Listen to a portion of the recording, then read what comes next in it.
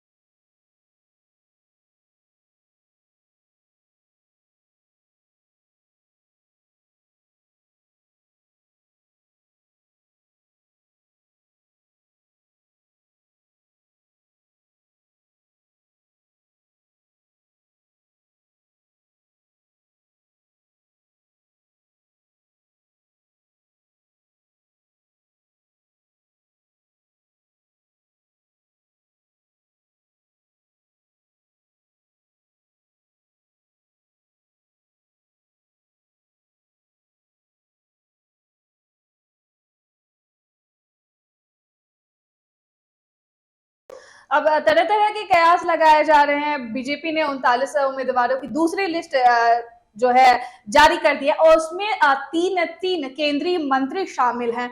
और जिस पर कमलनाथ की बात करें तो कमलनाथ ने ये आरोप लगाया है कि भाजपा ने झूठी उम्मीद का जो है ये दाव खेला है और बीजेपी के जो पूरी उम्मीदवारों की लिस्ट है उस पर आप अपनी प्रतिक्रिया देते हुए नजर आए हैं। और बात करें उनके जो तीन केंद्रीय मंत्रियों के साथ भाजपा ने राज्य विधानसभा चुनाव के लिए 4 लोकसभा सदस्यों जिसमें राकेश सिंह, रीति पाठक, गणेश सिंह और उदय प्रताप सिंह को भी चुनावी मैदान में उतारा है। क्या कुछ कमलनाथ ने ट्वीट बकायदा उन्होंने ट्वीट किया है और ट्वीट करके इसको जो है बताया है कि ये चुनावी जो दाव है ये सिर्फ झूठा दाव है और तीन तीन केंद्रीय मंत्री को उतारने की क्या जरूरत थी। तो वही जो 3 केंद्रीय मंत्री प्लस 4 सांसद मिला के 7 जो है लोग हैं जो सांसद हैं और इस तरह की चीजें की गई है। देखिए हालांकि मुझे बिल्कुल मैं कहूँ कि एग्जैक्ट याद नहीं है कि किस बार और कहाँ पे किया गया था, पर भाजपा ऐसा पहले भी कर चुकी है कि सांसदों को अपने सांसदों को जो है वो विधानसभा के चुनाव में लड़ाई है जी। तो ये मतलब भाजपा की ओर से अगर कहूं तो मुझे लगता है कि ये सरप्राइज करने वाली चीज नहीं है। लेकिन हाँ, केंद्रीय मंत्री को जिस तरह से उतारा गया है और चूंकि 39 को पहले जो किया गया तो मेरे ख्याल से लगभग ये 1-2 महीने का समय हो चुका है और फिर से ये जब किया गया है तो ये दिखा रहा है, कहीं ना कहीं ये दिखाता है कि भाजपा जो है एमपी को लेकर, मध्य प्रदेश को लेकर खासतौर से वो काफी चिंतित है। क्या क्योंकि ये रणनीति शिवराज सिंह चौहान इस बार नहीं जीत पाएंगे और इस वजह से इस तरह की जहां जहां उनको सीटें मतलब जहां जहां जितनी सीटें अचीव कर सकते हैं वो उसमें लगे हुए हैं। नहीं देखिए, एक्चुअली क्या है कि शिवराज सिंह चौहान की बात नहीं, देखिए 18 साल 19 साल हो गए, लगभग 18.5 साल, इतने सालों के बाद जो है एंटी इनकम्बेंसी बनती है और वो भी तब जब आप अभी जो वर्तमान की सरकार है वो कांग्रेस को तोड़ के बनाई गई है जी। तो कहीं ना कहीं जब आप किसी चीज को तोड़ के करते हैं तो सिंपैथी भी मिलती है, एक एंटी इनकम्बेंसी भी हो जाती है, तो उसका भी फर्क पड़ता है। इसलिए आप देखिए जैसे भाजपा अब इस बार जो 3 केंद्रीय मंत्री उतारे गए हैं, अब इसमें जो है उसके अलावा जो है कैलाश विजय वर्गीय को भी ले आया गया। तो कैलाश विजय वर्गीय जो है आप कहिए ऐसे मान लीजिए कि वो एक बहुत बड़े मतलब खुद ही जो है एक सीएम के चेहरे के तौर पे हैं। फिर धर्मेंद्र ये तोमर भी हैं। तो कहने का मतलब है कि अब बड़े चेहरे को उतारा गया है ताकि अगर ये डायरेक्ट अभी संदेश नहीं दिया जाएगा कि मतलब हम शिवराज सिंह चौहान को हटा रहे हैं या ऐसा कुछ है, लेकिन कहीं ना कहीं ये अब एक कहा जाए मध्य प्रदेश की राजनीति में ये चीज अब एक फैलेगी बात कि इस बार जो है हो सकता है कि अब शिवराज सिंह चौहान जो है मुख्यमंत्री ना हो और अगर भाजपा जीतती है तो दूसरा भी कैंडिडेट हो सकता है, बिल्कुल। ताकि जो लोग उनसे नाराज हों या जिनके कारण ये चीजें हो रही है, तो उससे उसको हम कवर अप कर सके। दूसरा क्या है, जब बड़े नेता है तो उनका जनाधार भी बड़ा होता है। उसी तरह से कैलाश वर्गीय जो है इंदौर में, उनकी काफी अच्छी पकड़ है, उनके बेटे भी वहीं से लड़ते हैं। जी। इनको इंदौर 1 से लड़ा गया, वो 3 से जीतते आए हैं। तो उसी तरह से जैसे धर्मेंद्र तोमर हैं या बाकी लोग हैं, प्रहलाद पटेल हैं, जी। तो ये सारे नेता हैं जिनका अपना एक जनाधार है। तो उसके अगर वो जैसे एक लोकसभा में कम से कम 5 से 6 विधानसभाएं होती है, तो आप ये सोचिए कि उतने एरिया में उनका प्रभाव है। अगर उसमें से किसी एक पे लड़ेंगे तो जाहिर सी बात है जीतने की संभावना उनकी ज्यादा होती है। तो ऐसे कंडीशन, और अगर ये लग रहा हो कि अगर यहाँ कोई जो अभी वहां का वर्तमान एमएलए हो या कोई और जो है वो हार सकते हैं, तो वैसे कंडीशन पे इन्होंने इस तरह का दांव खेला है। क्योंकि अभी जो है आप, ये रणनीति ही पहली बार देखने में आई है कि इतने महीने पहले जब चुनाव का डेट घोषित नहीं हुआ है, तब आपने इस तरह की चीजें कर दी है। तो ये थोड़ा सा जो है लग रहा है जैसे एक्स्ट्रा प्रिकॉशन, या कहीं ना कहीं एड़ी चोटी का जो जोड़ लगाना होता है, खासतौर से सिर्फ यही नहीं समझ में आ रहा कि सिर्फ मध्य प्रदेश में ही क्यों, मध्य प्रदेश इतना स्पेशल क्यों हो गया भाजपा के लिए। समझने वाली बात यह है कि राजस्थान में भी चुनाव है, छत्तीसगढ़ में भी चुनाव है, तेलंगाना में भी चुनाव है। हालांकि तेलंगाना तो अभी मतलब कहा जाए इनकी सरकार बनी नहीं कभी, तो लेकिन ये 3 जगह है जहां पे भाजपा ऑलरेडी शासन कर चुकी है, सरकार बन चुकी है।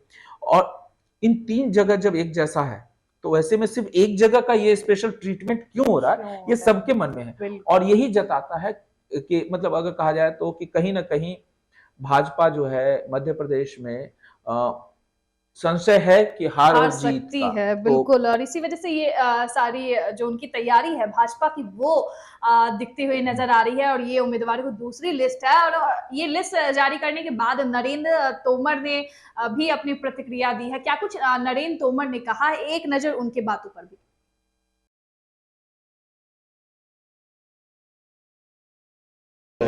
देखिए, मैं तो भारतीय जनता पार्टी का कार्यकर्ता हूं।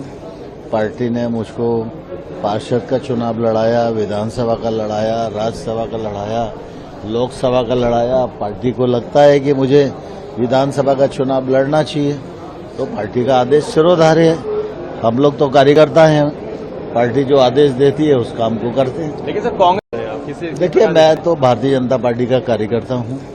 पार्टी ने मुझको पार्षद का चुनाव लड़ाया, विधानसभा का लड़ाया, राज्यसभा का लड़ाया, लोकसभा का लड़ाया। पार्टी को लगता है कि मुझे विधानसभा का चुनाव लड़ना चाहिए, तो पार्टी का आदेश सिरोधार्य है। हम लोग तो कार्यकर्ता हैं, पार्टी जो आदेश देती है उस काम को करते हैं। लेकिन सर कांग्रेस, तो पार्टी का जैसा आदेश होगा नरेंद्र सिंह तोमर वैसा ही करेंगे। अब उन्होंने विधानसभा की बात की कि पार्टी ने विधानसभा का उम्मीदवार बना दिया है, तो हम वहां से भी अपनी जोरों शोरों से तैयारियां करेंगे। और तैयारी की बात करें तो तीनों केंद्रीय मंत्री की बात करें तो तीनों का अपना अपना जनाधार है और लगे हुए हैं। और तीनों की तरफ से यही है कि अगला सीएम कौन। देखिए सीएम, हालांकि अभी ये चीज ऐसे ठीक है लोग आपस में बात करें, लेकिन किसी भी तरीके से अभी ऑफिशियल स्टेटमेंट नहीं आया है कि अगला सीएम कौन होगा। लेकिन हाँ, कहीं ना कहीं ये सब चीजें की ही जाती है, इसीलिए कि एक, अब जैसे जो सत्ता जो एक जगह केंद्रित थी, जहां पावर एक जगह आ रहा था और कोई नजर नहीं आ रहा था कि अब इनके आगे अभी कोई सीएम हो तो कौन। कुछ लोग जो है नाम उनका भी ले रहे थे, ज्योतिरादित्य सिंधिया का, पर वो तो आ नहीं रहे। तो अब जो जिस तरह से भाजपा में सब लोग आए हैं, तो उस कंडीशन में अब अपने आप में ये 2-3 चेहरे हैं जिन पे अब लोग बात करना शुरू कर देंगे। और खासतौर से कैलाश विजयवर्गीय हैं, इनका काफी अच्छा मतलब एक होल्ड है भाजपा पे, क्योंकि वो माना जाता है कि वो शायद आरएसएस से भी जुड़े हुए हैं और वो हिंदुत्व की राजनीति पे ज्यादा फोकस करते हैं। तो वैसे कंडीशन में इनका ये काफी अच्छी पकड़ भी है, महासचिव भी हैं, तो ये भी है। धर्मेंद्र तोमर खुद हो जाते हैं। तो कहने का मतलब है अब सत्ता जो केंद्रित थी अब उसको 3-4 भागों में बांट दिया गया। कैलाश तो इससे जो है, अगर बात करें तो उनके बेटे भी बीजेपी से ही वहां पर सांसद है।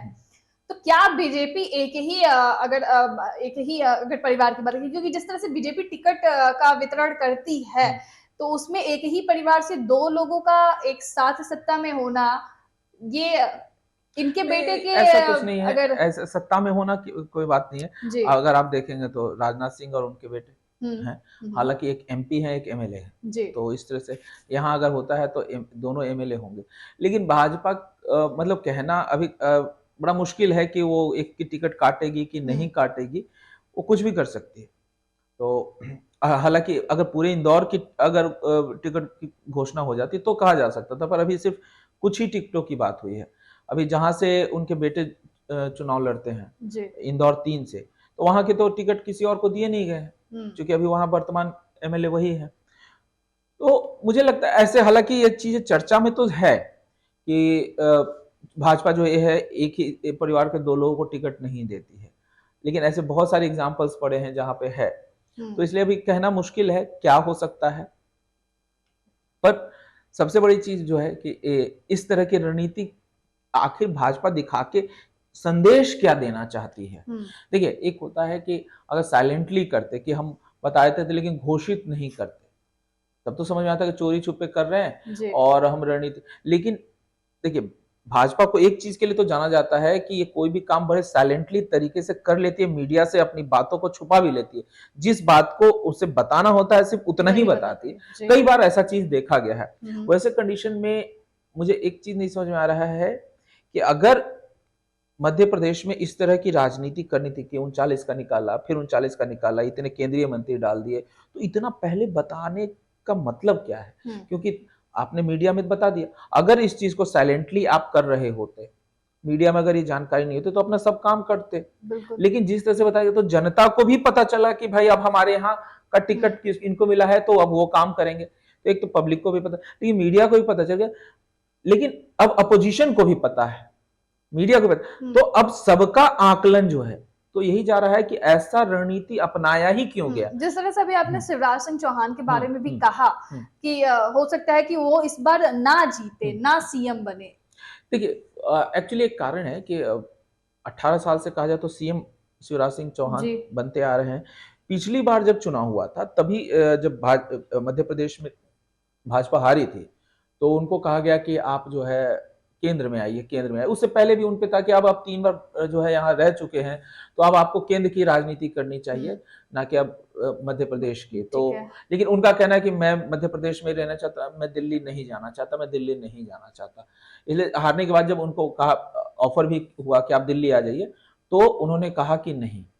और यही कारण है कि जब भाजपा की सरकार जब दोबारा वहां बनी, तो निर्विरोध जो है कि मतलब कोई आवाज नहीं उठा कि नहीं अब जो है इनको नहीं शिवराज सिंह बनाया। चौहान हाँ, नहीं बने तो ठीक क्योंकि है वो मध्य प्रदेश की गद्दी छोड़ना नहीं चाहते हैं। ये लेकिन इस बार के जो हालात हैं, तो उस हालात में इसीलिए जो है और भी जो है कहते हैं कि योद्धाओं को खड़ा कर दिया गया है मैदान में उतार कि दिया अगर गया है। कुछ किसी तरह का कोई भी मतलब कुछ होता है, तो मतलब उनको एक सीधा संदेश देने की कोशिश है कि अब आप केंद्र में आइए और बहुत हो गई, अब आपकी इतने साल आप रह गए मतलब राज्य में। ऐसा देख सकते हैं कि उनको पूरे घेरने की कोशिश कर दी गई हो, अब बंदूकों के बीच मतलब घेर दिया गया हो शिवराज सिंह चौहान को, और आप राज्य की नहीं, राजनीति देखिए, मत कीजिए। नहीं ऐसा भी नहीं है, क्योंकि देखिए जब चुनाव से पहले इस तरह से अगर मतलब अगर उनको ये नजर आने लगे कि हाँ मुझे हटाने की कोशिश कर रही है, तो ये भाजपा के लिए बहुत बुरा होगा। क्योंकि कई बार जो है कहते हैं ना कि इस तरह की चीजों में कोई मतलब खुद हार जाए लेकिन जो है पार्टी को नुकसान कर देता है, तो वैसी भी चीज होती है। लेकिन हालांकि शिवराज सिंह ऐसा नहीं करेंगे। पर ये देखने वाली बात होगी कि इस तरह की चीजें की क्यों गई। ये जो है अपने आप में अब भाजपा की रणनीति को समझना इतना मुझे मतलब लगता है कई बार समझ में नहीं आता, वो जो दिखा रही है और जो होने वाला है दोनों में बहुत अंतर हो जाता है। तो इसलिए कहना मुश्किल है। लेकिन हाँ, ये है कि एक मन में सवाल तो बनते हैं कि आखिर ऐसा हो रहा है, इसका मतलब है कि जो उन्होंने कहा कि ये आखिरी झूठ जो था वो भी जो है खुलकर आ गया है अब कि मतलब भारतीय जनता पार्टी जो है मध्य प्रदेश में चुनाव हार रही है, तो आपके सारे दावे जो है वो फेल हो रहे हैं। ओवरऑल देखा जाए तो जो बीजेपी लगातार उम्मीदवारों की लिस्ट जारी कर रही है, उससे वो चुनाव की तैयारियों को और अपने तरफ से मजबूत करते हुए नजर आ रही है। लेकिन ये तैयारी कितनी सक्सेसफुल होती है मध्य प्रदेश में, ये देखने वाली बात ये एक्चुअली क्या है कि इसे आप ऐसे समझ लीजिए कि ये एक नया प्रयोग है जो भाजपा ने करने की कोशिश की है, क्योंकि इस प्रयोग से क्या है कि सभी सीटों पे तो उन्होंने किया नहीं है। तो जैसे जैसे कहते हैं कि अपना वो सर्वे कर रहे हैं, जो जो सीटें लग रही है कि हाँ, इन यहाँ से सीटों पे जनाधार मिल थोड़ा सकता है, सा यहाँ से जनाधार मिल सकता है, या देखिए जिन सीटों पे जीतने की मतलब उम्मीदें, गुंजाइश ज्यादा जी। होती है, उन सीटों के लिए आश्वस्त होते हैं इंसान कि मतलब चलिए ये तो हम जीत लेंगे, या यहाँ पे हमारा समीकरण है तो जीत ले। जिन सीटों पे हार जीत का अंतर कम है और हारने की संभावना ज्यादा है, उसको कैसे जो है खत्म किया जा सके। जैसे कई कई सीटें ऐसी होती है जो विधानसभाओं में, जहां लोग 500, 1000, 2000, 3000, 4000, 5000 वोटों से हार जाते हैं। तो ऐसा लगता है कि यहाँ पे अगर थोड़ी मेहनत की जाती तो शायद वो सीट को जीता जा सकता है। तो यही वो मेहनत है। तो वैसे यही है कि अगर शायद देखिए होता क्या है कि अब मुझे पता चल रहा है कि अगले महीने की 10 तारीख को या 20 तारीख को चुनाव है, और आज मुझे टिकट मिल रहा है। अभी ठीक है, राजनीति में रहता है तो आदमी काम कर रहा है, लेकिन अब अभी तक तो ऐसा है नहीं।